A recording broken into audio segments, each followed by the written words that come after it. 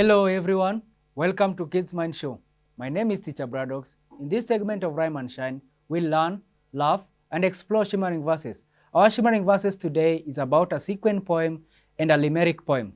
Today's shimmering verse is about a sequin poem. Now, what is a sequin poem? A sequin poem is just a 5-lined poem with a consistent theme. It's a 5-lined poem with a consistent theme. Now, we are going to recite our poem twice today. Then after reciting the poem, we are going to do line by line analysis to get the meaning of our sequin poem. The title of our sequin poem is Going Fishing. Fishing, silent, patient, watching, waiting, wondering. I am getting really bored, swim time. Again, Going Fishing is the title. Fishing, silent, patient, watching, waiting, wondering. I'm getting really bored, swim time. Now, the poem is about someone going fishing. At first, they are quiet, patient, and trying to catch fish. Now, but after a while, they got bored or just sitting, waiting. In the end, they decide to go swimming instead. Now, swimming is just now the process of removing or the process of catching fish from water. Now, this person described in the poem has gone to fish. And in line 2, it says silent, patient. It means now this person is seated there silently, patiently, waiting to catch fish.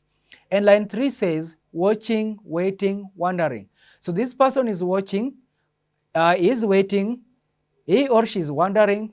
And in line 4, it says, I am getting really bored, swim time. Now, in line 1, fishing. Fishing is line 1. This tells us what the poem is about.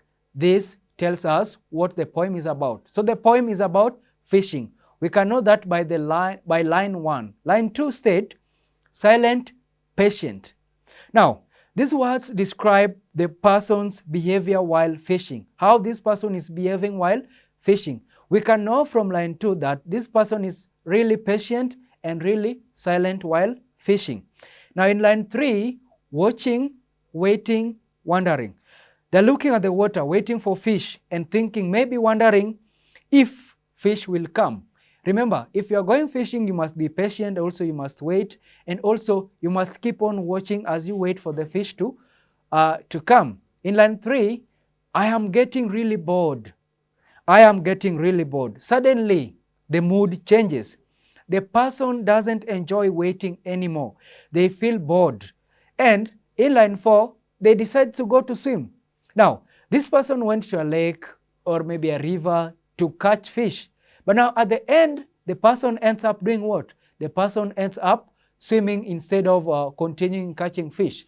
So we get to know now the feeling or the mood changes from excitement to being a boring mood. And now after being bored again, the mood changes to excitement. Now, this person is very happy going to fish, is really patient waiting, is really watching, and also maybe wondering if the fish will come. But now in line 3, the person, or in line 4, the person gets bored, because the reason why you can get bored while doing something is because this person didn't catch even a single fish. So he was bored or she was bored. And at the end, he decides or she decides to swim.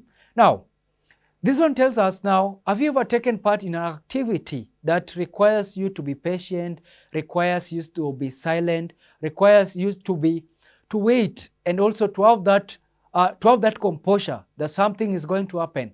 But now in the end, you end up getting bored, you end up getting distracted, and you leave what you went to do there and decide to do another activity which maybe can bring the mood back. So it's the same with the speaker. The speaker went to fish, got bored, and later decided to fish again, to swim, not to fish.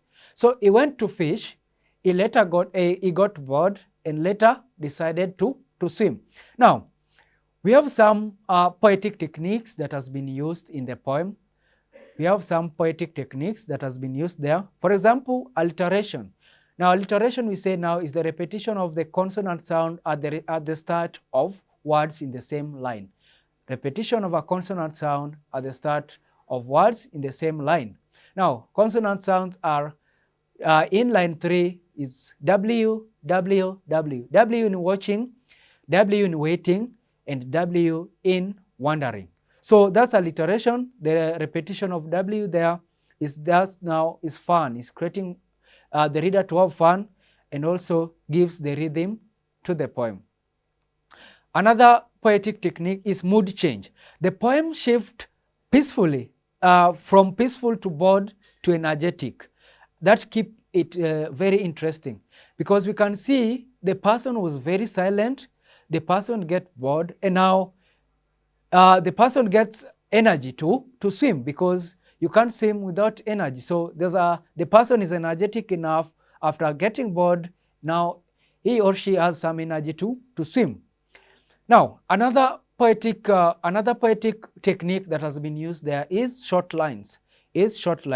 For example, this one make it very easy for you as a reader to really understand, to really read, and also it's fun to read a very short poem because it doesn't take much of your time. It's very easy to understand because it is straight to the point.